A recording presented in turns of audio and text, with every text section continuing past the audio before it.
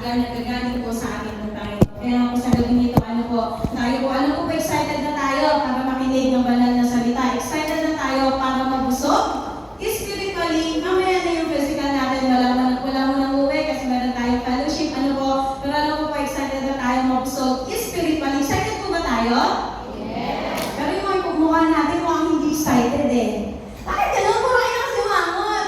Sino po sasahod pa lang bukas?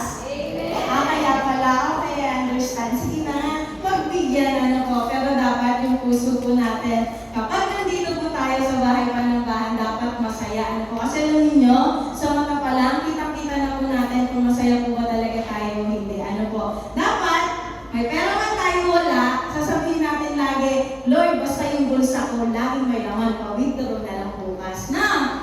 Amen? Amen. Alam mo, mahina talaga yung amen natin. Ano po, sige na. Ano na po tayo, proceed na nga po tayo sa ating pag-aaralan na makikita nga po natin sa Job 42 verse 2. Job 42 verse 2, ang sabi niya po dito, I know that you can do all things, no purpose of yours can be thwarted. Purihin niya pong purihin niya pong pagkabasa ng banal na salita ng ating pong Panginoon. Sino pong naniniwala sa atin na nothing is impossible to our God? Amen. Ano po kasi reality po yan. Wala pong imposible sa Diyos dahil lahat po ng ninanais po natin, ipagkakalog po yan sa atin ng ating pong Panginoon. Lahat po ng ninanais natin, sa tingin natin, napakahirap kasi reality naman. Pagdating sa tao, imposible. Tama po ba? Pero pagdating sa Diyos, all things are possible. Ano po? Yung pagpunta po natin dito, una-una, para magpuri at magpasalamat sa Diyos. Tama po ba? And then yung pangalawa, kasi may mga dala-dala po tayong panalangin. Amen po? At yung panalangin na yun, ano po, lagi niyo pong tandaan, bago po tayo lumabas sa bulwarang ito, dami na natin pintuan, ano? So, susunod maze, ano po, para tayo nagiging maze, ano? Pero yan kasi answered prayer din sa atin ng ating Panginoon, eh. Whether pagkabalon tayo ng napakadaming pintuan, hindi pa rin naman madami, dalawa pa lang binubuksan natin, eh. Wala namang nakatos, ano po. Pero, alam nyo na pag lalabas po tayo sa bulwagan na ito, madadala po natin yung kasagutan po sa lahat ng ating panalangin. Amen po? Amen. Kasi dapat, ang unang-una po natin na nilalagay sa puso ng bawat isa yung Isaiah 65:24. Ano po ang sinasabi dito? Isaiah 65:24. Sabi niya po dito, it shall come to pass that before they call, I will answer, and while they are still speaking, I will hear. So, ibig sabihin po noon, bago pa man po tayo manalangin, sinagot na po ng Diyos yung bawat panalangin po natin, at bago pa man po matapos, yung ating mga sinasabi ay narinig na po tayo ng ating Panginoon. So, bakit nangyari yung gano'n? Kasi God looks in the heart, at not just kung ano po yung sinasabi po ng ating pong mga labi. Ano po, at kapag tayo po ay nananalangin, dapat may laging kalakip na pananampalataya. For without faith, that is impossible to please God. At kapag na-please mo natin ang ating pong Panginoon, lagi niyo pong tatandaan yung faith na meron po tayo. Ano po, Ephesians 3:20. Ephesians 3:20. Sabi niya nga po doon, now, to Him who is able to do immeasurably more than all we ask or imagine, according to His power that is at work within us. Ano po? Yung faith na meron po tayo. Napakasimple po ng panalangin po natin, pero hihigitan po yan ng ating pong Panginoon. Para na lamang po yung nangyari sa akin, ang panalangin ko lang sa Lord, Lord, dalhin mo ako sa bansang Poland. Pero iba, yung naging plano sa akin ng ating Panginoon, mas maganda pa po dahil nag-stay po tayo dito sa bansang Taiwan. Hanggang ngayon, hindi ko maintindihan. What is the purpose? What is the reason? But all I know, ang Diyos po ang nagbigay or nagplano ng buhay ko. So now, balik tayo doon sa pinag-aaralan po natin. Balik po tayo doon sa ating Job 42 verse 2. Sabi niya dito, I know that you can do all things, no purpose of yours can be thwarted. Ang ibig sabihin po ng thwarted, wala pong kahit ano, wala pong kahit sino, yung makakapagpabago sa desisyon ng Diyos, sa anong plano ng Diyos sa buhay po ng bawat isa sa atin. Sino pong naniniwala na kilala tayo ng Diyos? Lahat tayo, ano po? Kasi lahat tayo, anak ng Diyos. Tama po ba? Ano po? Sabi niyo po doon sa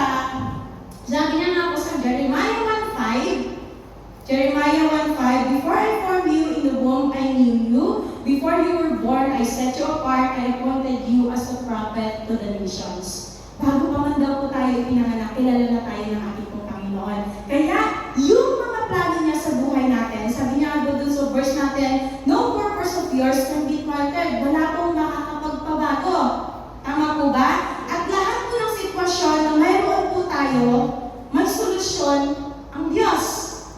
Ano po? Kasi God can do all things. Alam niyo po yung verse natin, Job 42 verse 2, sagot na yan sa ating Panginoon eh. Sagot ni Job doon sa tanong ni Job sa kanya. Sino po makakaalala ng kwento ni Job? Amen. Praise God. Ano po? Kwento ni Job. Siya yung pinakamayaman dati. Panahon nila. Nasa kanya lahat ng kayamanan, ari-arian, maraming herds, maraming flocks. Ano po?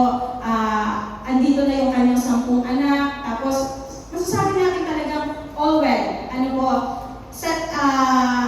Siya yung sinasabi natin na yun, pinakamayaman. Pero in just one day, nawala sa kanya ang lahat. Nawala yung kanyang kayamanan, namatay lahat na yung kanyang anak. Tapos siya po ay nagkaroon ng sakit at karamdaman that even his wife, sabi niya gano'n, isumpahan mo na ang Diyos mo.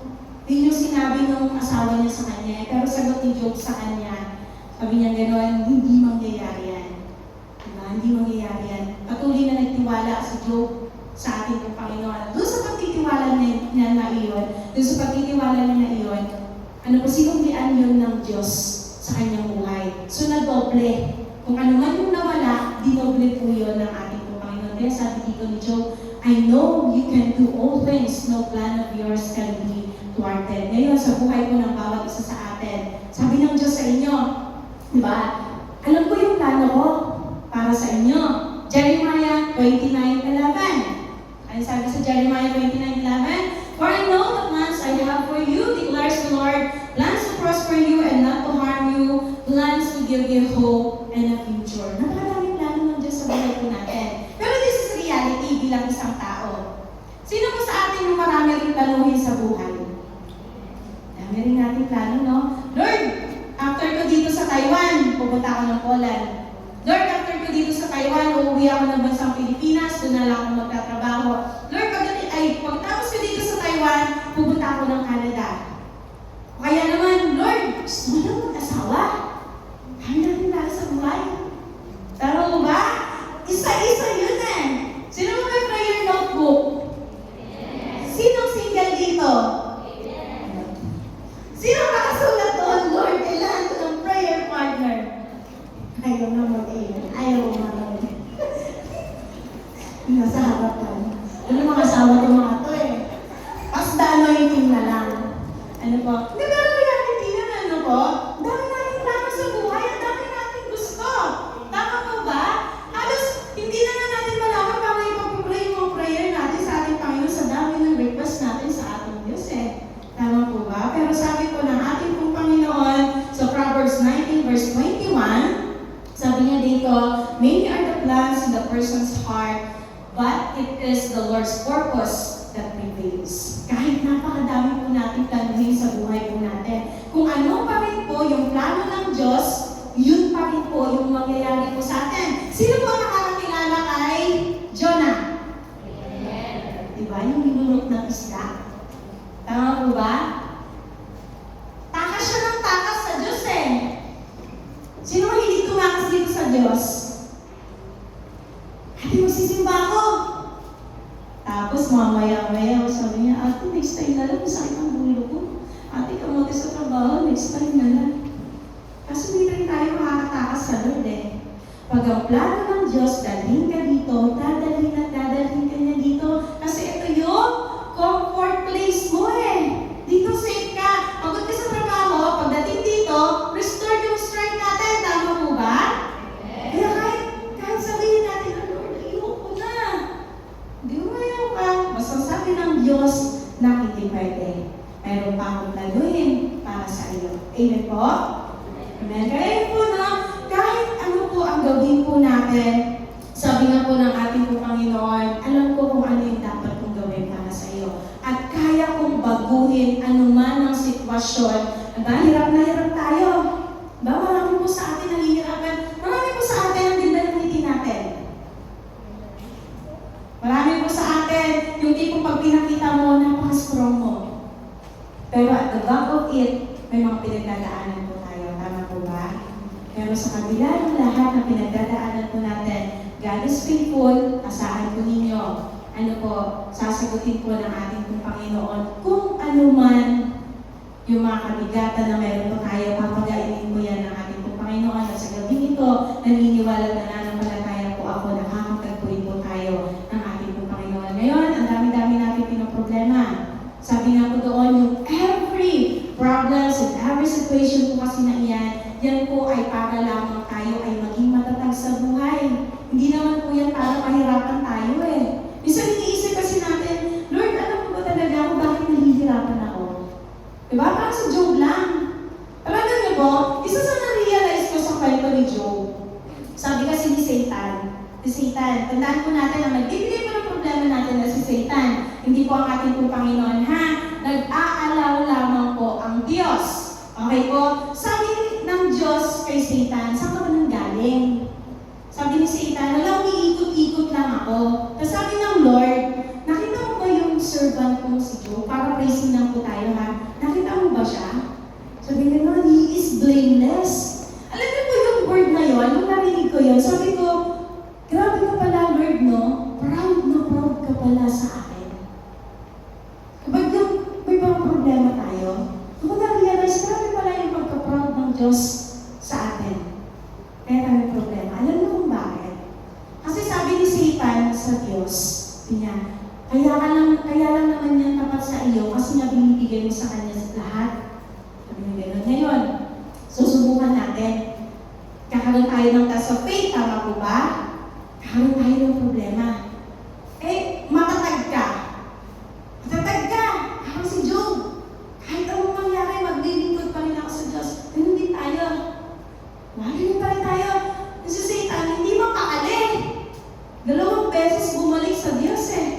Kaya 3 beses yung pinahirapan si Job. At dahil, ang sabi lang naman ng Diyos sa kanya, sige, gawin mo ang lahat ng gusto mo. Huwag mo lang gagawin ang kanyang buhay. Sa Diyos lang naman ang pwede magbigay at mabuhay ng buhay po natin. Ano po? Sabi niya, pero si Job, dahil doon sa test of faith na mayroon siya, tulad nga po ng sinabi natin kanina, naging matagumpay. Then sabi ko nga, Lord, matagumpay ako sa buhay, although ang dami ko pang problema. Pero alam ko, napapangiti kita sa kalangitan kasi hindi ako sumusuko. Eh, ganun din kayo. Kaya kayo na andito kasi you never try to give up. At ang ginagawa nyo ay patuloy na magpatuloy, kilalanin at magpalalim sa ating pong Panginoon. Amen po? And one thing I'm sure, God is proud of you. Amen po ba? Amen. So yun po, no? Sabi nga po dito, yung purpose daw po ng ating pong Panginoon can never be thwarted. Hindi magbabago. So ano po ba yung purpose ng Diyos sa buhay po natin? Sino po ang nakakaalam? Kasi hindi naman po ang purpose natin is yung matutulog, kakain, papasok, maliligo, matutulog, kakain, papasok, tutulog. Hindi naman po yun ang purpose natin eh. Ang boring, no? Boring pag gano'n lang yung buhay natin. Wala man lang puyat. Sarap magpuyat eh. Kape buong magdaman. Para lang mag-isip. Sarap kaya. Tapos pagdating sa trabaho, tumutungo ka sa machine. Pero masaya yun. Wala reality. Kasi masaya ka kung magdaman kasama ang mga kapatiran. Masaya ka pagdating sa production kasi nakukulit mo yung machine. Wala na lang magsalita sa iyo. Diba? Di ba? Pero reality ano po. Sino po dito sa atin yung alam niya kung ano yung purpose niya sa buhay? No one knows? Ako isa lang din ang alam kong purpose ko eh. Maglingkod sa Diyos, tama po ba? Pero yung purpose ng Diyos sa buhay ko, ito po yan. Makikita natin sa 3 John 2, Amplified Version. Sabi niya nga po dito, 3 John 2, Amplified Version.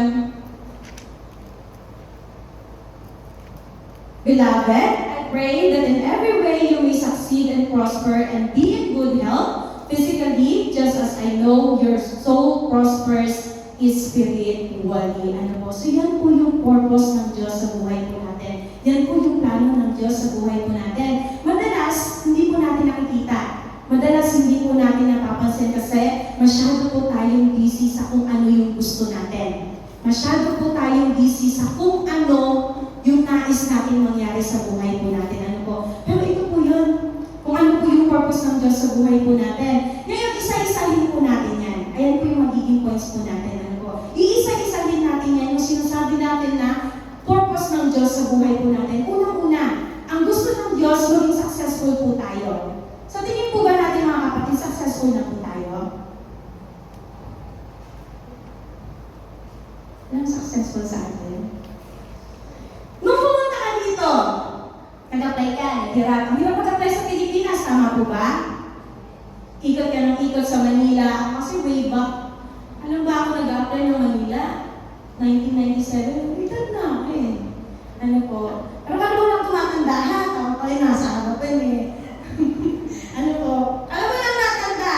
Pero totoo, ang hirap mag-apply sa Manila. Matraffic, madaming tao, ang daming gastos. Pinag-pray mo sa Lord, Lord, sana makarating ako hanggang sa Taiwan. Ngayon, nakarating ka dito, hindi ka po ba successful? Successful tayo, di ba? Nag-succeed ka, nakarating ka dito. Ang hirap na exam, MDAS, Algebra, lahat na lang English. Di ba ba niisip mo, Lord, math? Hindi na ako sa math eh. Di ba? Pero kung nakarating ka dito, yes, success ako.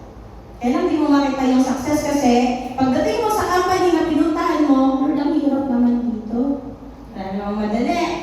Sana mas mahirap sa Pilipinas dito. Kasi walang pera doon. Diba? Ang hirap doon, tama po ba? Mainit doon, mainit na rin dito, pero mas mainit pa rin doon. Pero successful po tayo. Minsan kasi, iniisip po natin na successful, nakamit natin yung goal natin. Sometimes, what are those goals? Makapagtapos tayo. Sino po sa atin bachelor's student? Sorry po, bachelor's degree. With a master's degree. Meron po ba sa atin? Meron po yan. Sigurado po kaya lang mataas na kamay. Ano po? Yun yung nakala natin success natin eh. Diba? Pero totoo reality, success natin yan. Saan yung success natin? Mabili natin yung bahay natin, mabili natin yung kotse natin, makabili tayo ng lupa. Yan po ba yung success na gusto ninyong marating? Yan lang po ba yung success na akala ninyo? Pero ngayon, halos hindi po natin masabi na successful tayo sa buhay. Kasi wala pa tayong ipon. Anong ipon natin? Di ba? Ang galing. Alam na lang po natin. Pero at least, pag nasa Pilipinas ka, may ipon mo pa yan? Di ba? Hindi. Na-try ko rin po yan. Pag-overnight sa trabaho, maghapong trabaho, overnight, pag-trabaho ka ulit. Pero yung sahod mo, maliit pa rin. Wala ka ng project na gawa mo na. Tapos yung bonus ng boss mo, pang isang gabi lang. Ang bihira. Pero pagdating dito, malaki dito, malaki sahod natin. Ano po, huwag nyo na po akong sagutin natin, ay tanongin, magkano po ba ang sahod nyo? Pareho lang din po sa inyo. Huwag po kayo mag-alala.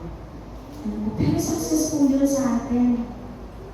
The moment na umikita na tayo ng mas malakas, success na po yun sa buhay po natin. Ano po, the moment na nakakapagbigay tayo sa pamilya natin, success na po yan. Gusto po yan ng Diyos para sa atin. Minsan, hindi lang po natin makita na successful tayo kasi may gusto pa po tayo.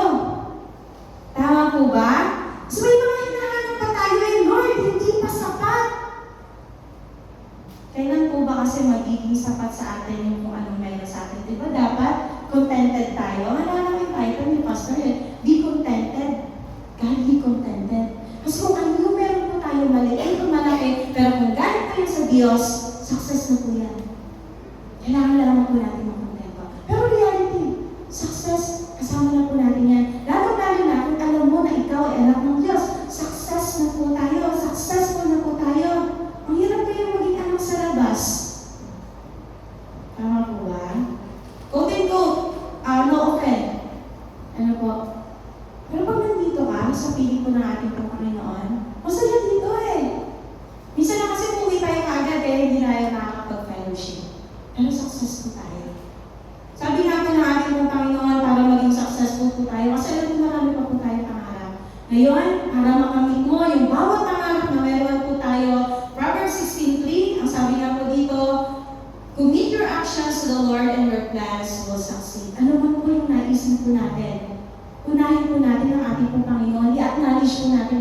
Diyos. So the moment na in-acknowledge natin ang ating pong Panginoon, alam natin na ang Diyos ang magbibigay sa atin ng katagumpayan. Gusto po natin maging matagumpay? Ano po? Gusto po natin maging maibigay sa makuha natin ang lahat ng pangarap po natin? Unahin po natin ang ating Panginoon. Lord, plano mo ba ito sa buhay ko? Ngayon, kung plano mo, give me success. Ano po? Give me success. Proverbs 3:4, if I'm not mistaken, ang sabi nga po doon, then you will win favor and a good name in the sight of God and man. You will win a favor. Kasi yan yung totoo. Ano po, ang gusto ng Diyos, maging successful pa tayo. And then, ito po yung pinakamatibay na kaparaanan para po maging successful po tayo na makikita po natin sa Joshua 1:8. Ang sabi po dito, do not let this book of the law depart from your mouth. Meditate on it day and night so that you may be careful to do everything written in it, then you will be prosperous and successful. Do not let this book of law, Sino po nagkabasa ng Bible? Every day? Sabi niya po dito, meditate on it day and night. Sino po nagbasa ng Bible kaninang umaga? Kundi lang. Babasa ng Bible ngayon, babasa na tayo kasi nandito tayo sa church. Tama po ba? Pero in reality, kailangan basahin po natin yung Bible po natin day and night kasi katulad ng isang aircon na kailangan ng remote control, ito po yung magiging compass po natin para maging maayos yung buhay po natin. Amen po? Amen. And then pangalawa, sabi niya dito, para daw po tayo ay maging mag-prosper. John 2 again, sabi niya doon, di ba una, para maging successful ka, and then the second one, for you to prosper. Sino gusto maging mayaman? Bawat tayo sumagot. Ayaw maging mayaman? Sige, ganito na lang. Sino gusto ng pera? Ayaw na dahil huwag na kayo magpabawan ni Joker. Sino gusto mayaman? Yumaman? Ay, hindi na ako. Kasi gusto ko maging mayaman. Ngayon kung masasagot niyo sa akin, kasi diba ang tanong ko, gusto niyo ba ng pera? Eh, kasi baka sabihin niyo sa akin, Ate, evil ang pera eh. Diba? Hindi naman evil ang pera. Nagiging evil lang siya, depende sa humahawak. Ayun ang tanong ko sa inyo.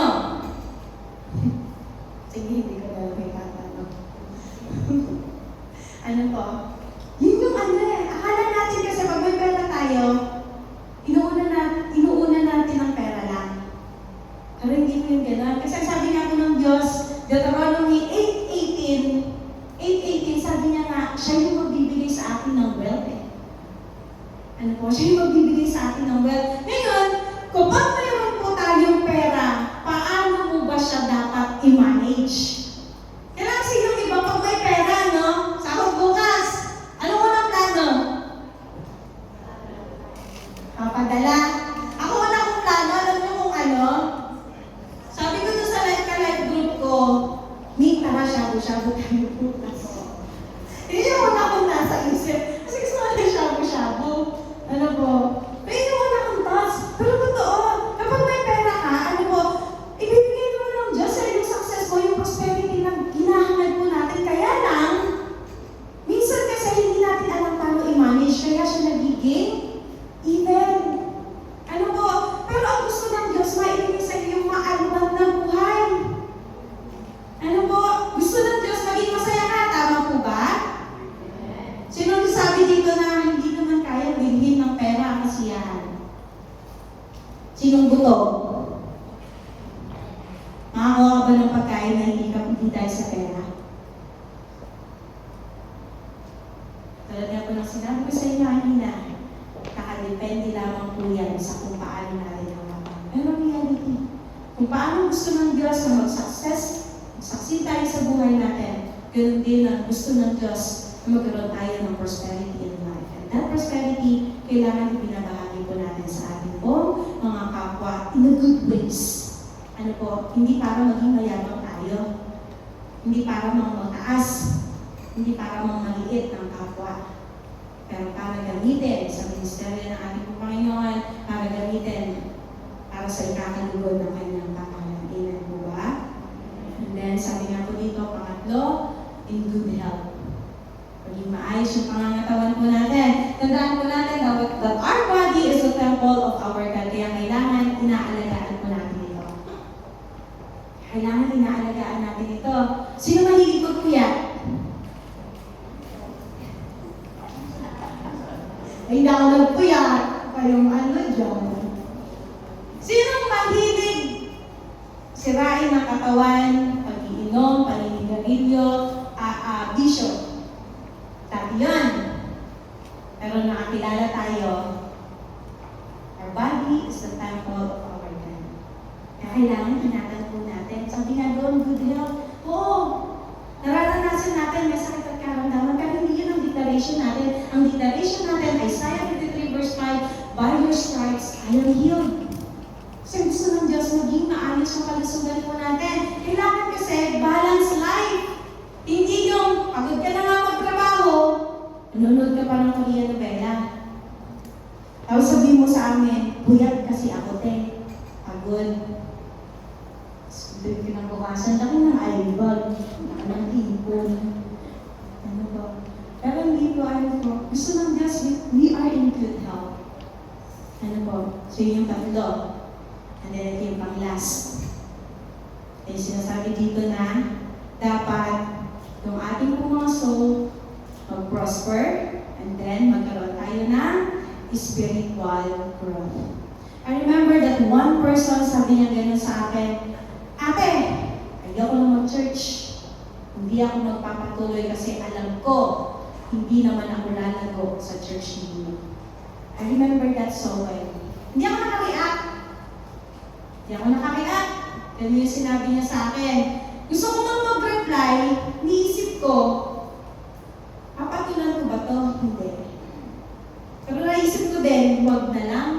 Kasi sabi niya nga, hindi siya mag-grow spiritually. Gusto ko sana makausap personal, pero hindi niya na ako binalikan.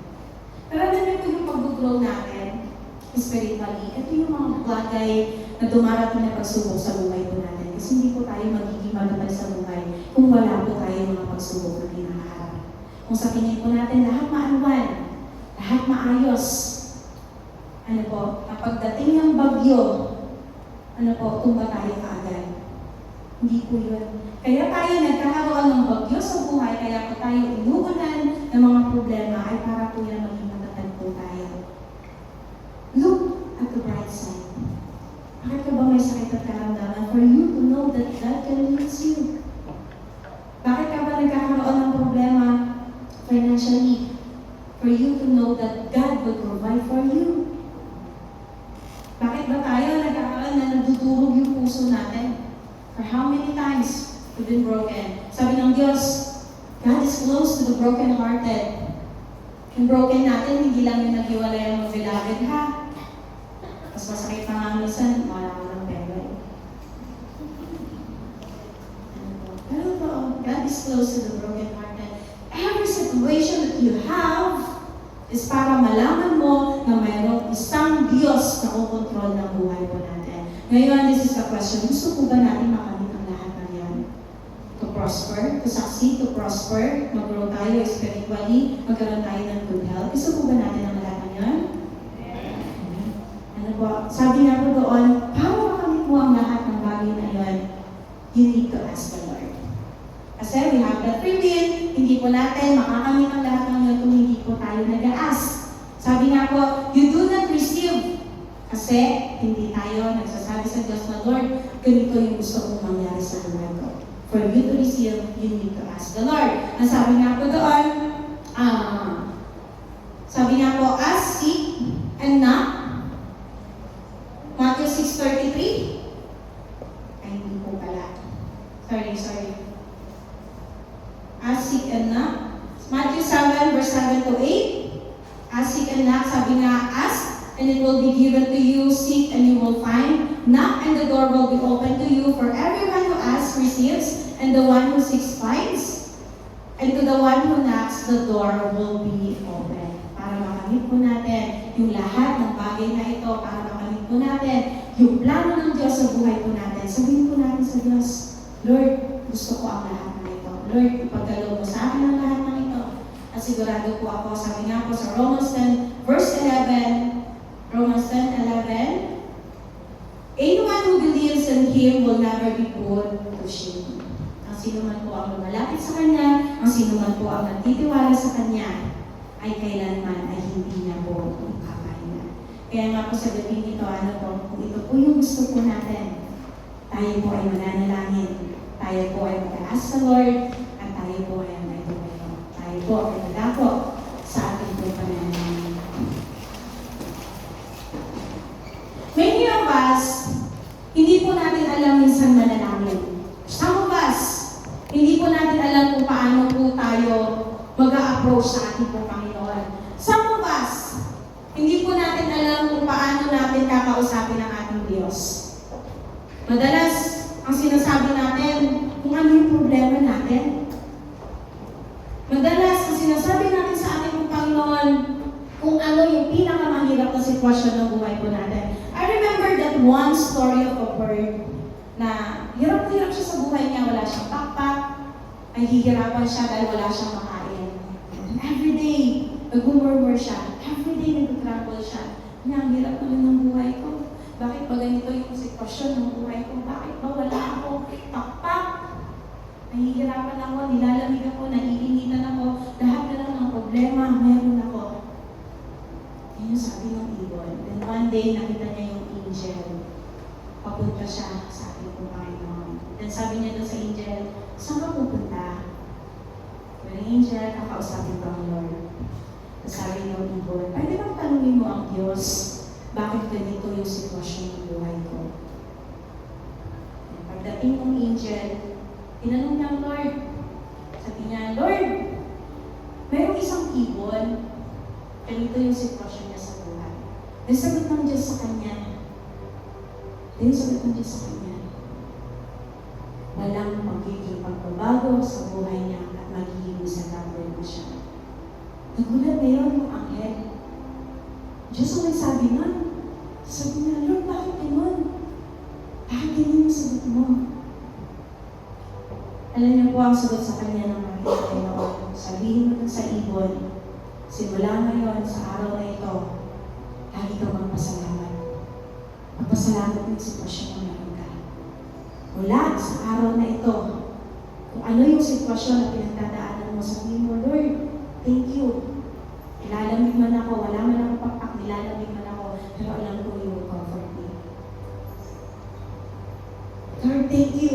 Wala man akong pagkain, pero alam ko magpuprovide ka. At simula, nung naging, yung ibon na yun, naging mapagpasalamat sa ating Panginoon, nagbago yung sitwasyon niya sa buhay. Now, sa ating mga kapatid, ano po ba yung sitwasyon ng buhay po natin? Sa ating mga kapatid, ano po ba yung kabigatan na meron po tayo? Napray po tayo sa ating Panginoon. Alam po ang ating Panginoon sa lahat ng pangako niya po sa atin, kailangan hindi niya tayo bibiguin. Sabi niya nga po sa Numbers 23:19, God is not a human that He should lie, not a human being that He should change His mind. Does He speak and then not act? Does He promise and then not fulfill? Ano po ba yung pangako ng Diyos sa buhay po natin? Ano po ba? Lahat po tayo may pinangahawakan po tayo pangako. Now, gagamitin po natin yung promise na yan, yung pangako na yan. Yan po yung sasabihin natin sa Diyos. Ay ipapaalala po natin yung bawat pangako ng Diyos sa ating mga buhay. At yun yung mag-manifest natin. Can we close our eyes and we will start to pray. Sa pananalangin po natin, kalimutan po natin kung ano yung sitwasyon na meron po tayo. Sa pagpikit po ng mata po natin, isipin po natin na nandito ang Diyos. Sa pagpikit po ng mata natin, isipin po natin, nakaharap natin ang Diyos, isipin po natin, nakausap po natin ang ating Panginoon, isipin po natin na nakikinig ang Diyos sa atin. Huwag po natin isipin kung ano yung problema na meron tayo. Ang mahalaga, katabi mo ang Diyos. Alam mo makikinig siya sa iyo. Alam mo na magbabago yung sitwasyon mo sa gabi nito. As we pray, as we come closer to the presence of our God, as we come closer para makamit natin yung mga panalangin po natin, kasagutan sa panalangin po natin, Maaari bang banggitin natin sa ating Panginoon yung salitang, Lord, sorry. Kasala ako. Lord, sorry, nagkulang ako. Lord, patawarin mo ako. Nakasakit ako ng kapwa ko. Lord, patawarin mo ako. Hindi ko nagawa kung ano yung mga planuhin mo sa buhay ko at hindi ako sumunod. Just as then, sa paghingi po natin, nakapatawaran sa lahat po ng kasalanan po natin. Alam po natin, pakikinggan po tayo ng ating Diyos. Tandaan po natin, our sins can hinder para pakinggan po tayo ng ating Panginoon. Pero sa honest conversation natin sa ating Diyos, basta yan. Hindi po natin kailangan magpaliwanag. So, honest conversation. Sabihin mo lang sa ating Panginoon, Lord, I want you to hear me. Lord, I want you to know na gusto ko itang maranasan sa buhay nito. Now, dahil kausap mo na ang ating Panginoon at alam mo, naririnig ka ng ating Panginoon, pwede mo po banggitin sa Kanya kung ano po yung pinangako niya sa iyo.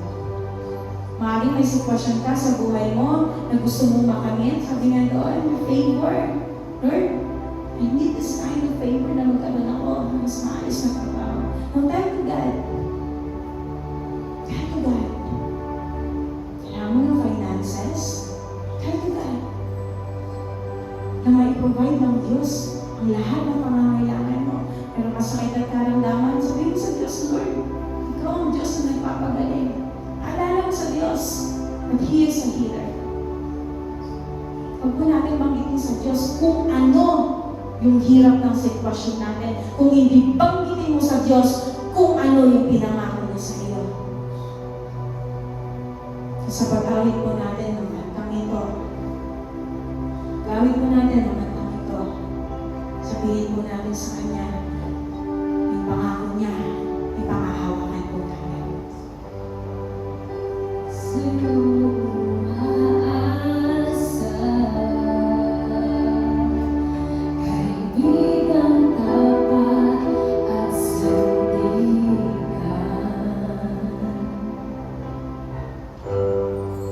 Sa'yo nagbulan, kapayapaan, kabutihan.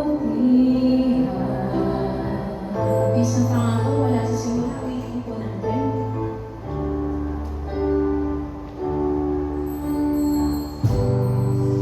Sa'yo umaasa, kaibigan tapat at sandigan. Sa'yo nagbulan, kapayapaan, kabutihan. Di kayang sukatin ang pag-ibig mo. Mga pangako mo, di ko natatapay. Sa bawat sandaling may pag-asa't kanlungan. Mga pangako mo, kahit ito'y lahat, nananatili ang nais na kalakasan. Mga pangako mo. Sabi po dun sa awit po natin, inawit po natin ngayong gabi, yung pangako po ng Diyos na siya magiging kalakasan po natin. Yung pangako po ng Diyos sa buhay po natin, magbibigay ng kapayapaan, kaligayahan sa buhay ng bawat isa. What are those promises that you need, that you've been asking for how many days, for how many weeks, for how many months, for how many years to the Lord? Marami po tayong sitwasyon sa buhay po natin na hindi na po natin kaya. Sabi ng Diyos, Matthew 11 verse 28, "Come to me, all you who are worried and heavily laden, and I will give you rest." Inaanyayahan po tayo ng ating pong Panginoon. At ang Diyos ang magbibigay po sa atin ng kapayapaan, ang Diyos ang magbibigay po sa atin ng kasiyahan po sa ating mga puso. Now we have that situation. Sakit at karamdaman po tayo. Hindi po natin ipapaalala kung ano yung sakit na meron tayo. But then, that spirit within you, Satan, get out of my body, for Jesus Christ healed me by His stripes. Help yourself. Kailangan mo financially. Sabi ng Lord, I will provide. Philippians 4:19, and I will provide. Bibigay ko sa iyo ang lahat ng pangangailangan mo, not just some, but everything. Ano po ba yung kailangan po natin sa buhay po natin? Tapos nahihirapan po tayo dahil hindi po natin alam kung paano po natin i-approach yung Diyos. Tapos nahihirapan po tayo, hindi po natin makamit kung ano yung kasagutan sa ating po Panginoon. Talagang pinapaalala po natin kung anong kabigatan na meron tayo. But then, this night, ipaalala po natin sa Diyos kung gaano siya kabuti, kung gaano siya katapat, kung sino ang Diyos na pinaglilingkuran po natin. Help to God, all your situations. Help to God. Kailangan mo ng restoration? Kailangan po natin ng breakthrough? Napanghihinaan po tayo ng loob? Sabi mo sa Panginoon, Lord, restore the strength. The joy of the Lord is my strength. Sabihin po natin sa ating Panginoon, ano man yung pangangailangan po natin. Sa gabi nito, hindi po tayo bibigoyin ng ating pong Panginoon. Sa gabi nito, kikilos po ang Diyos. Kakatagpuin niya po tayo.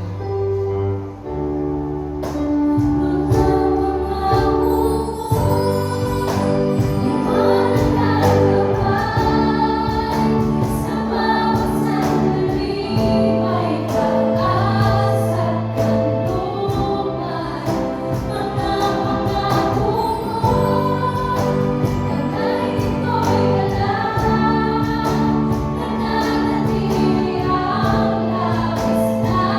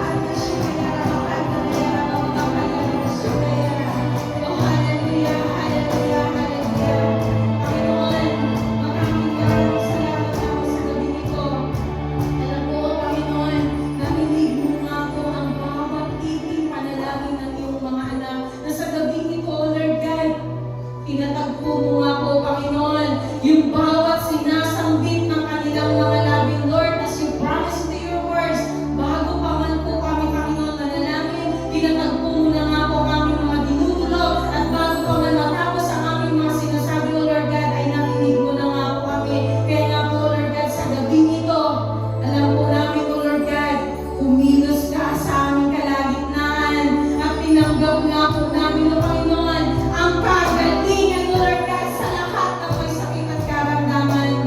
Ganun din nga po, Panginoon, alam po namin, O Lord God, na sa bawat nangangailangan finances, O Lord God, kayo pa lamang, O Diyos, gumagawa ka na nga po ng kaparaanan, O Lord God, para ma-provide nga po, O Diyos, anuman, Panginoon, ang kanilang pangangailangan. Lord, as you promise to your words, you will provide according to the riches in Christ Jesus. At Lord, alam po namin, O Lord God, na sa gabi ito, ipinagkaloob mo nga po yung breakthrough, deliverance, healing, O Lord God, at higit sa lahat, O Lord, the answered prayer, O Lord God, sa lahat ng iyong mga anak. Lord, maraming salamat nga po dahil alam po namin, hindi mo nga po kami dito sa gabi ito. Alam po namin, O Lord God, na kami nga po, Panginoon, ay nagsucceed na, O Lord God. Kami nga po, Panginoon, na nagawa na ng prosperity. Kami nga po, Panginoon, within their good health. At andun nga po, Panginoon, unang-una, our spiritual growth, O Lord God, ay patuloy nga po, Panginoon, magiging matatag sa iyo.